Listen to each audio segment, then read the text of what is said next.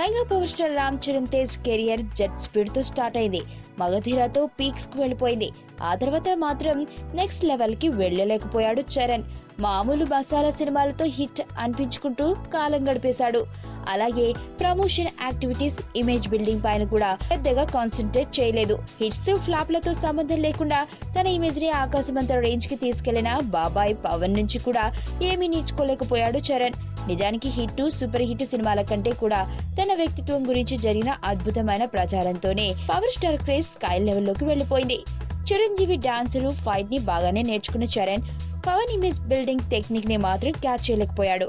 Software engineer తో గొడవ, వెంట్రుక అంటూ మాట్లాడిన మాటలతో పాటు ఇంకా కొన్ని విషయాలు కలిపి చరణ్ ఇమేజ్ ని డ్యామేజ్ చేశాయి. బ్రూస్లీతో భారీ డిజాస్టర్ చవిచూసిన చరణ్ ఆ తర్వాత నుంచి తన ఆలోచన తీరు మార్చుకున్నాడు. కథల ఎంపిక విషయంలో కూడా కాస్త కొత్తగా వెళ్లే ప్రయత్నాల్లో ఉన్నాడు. అలాగే పిఆర్ విషయంలో కూడా చాలా జాగ్రత్తలు తీసుకున్నాడు చరణ్. తన ఇమేజ్ ని గొప్పగా ప్రమోట్ చేసుకునే ప్రయత్నాల్లో ఉన్నాడు. తన గొప్పతనం గురించి, తనలో ఉన్న గ్రేట్ క్వాలిటీస్ గురించి రెగ్యులర్ గా ప్రచారం జరుగుతూ ఉండేలా జాగ్రత్తలు తీసుకుంటున్నాడు. ఇప్పుడు ధృవ ప్రమోషన్ లో కూడా అది చాలా స్పష్టంగా కనిపిస్తుంది. ఈ పవనిజం ప్లాన్స్ అన్ని కూడా చరణ్ కి ఎంతవరకు వర్కౌట్ అవుతాయో చూడాలి మరి.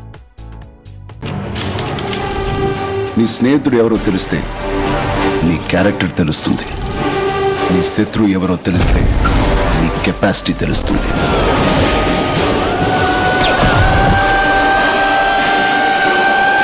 నా శత్రువుని సెలెక్ట్ చేసుకున్నాను.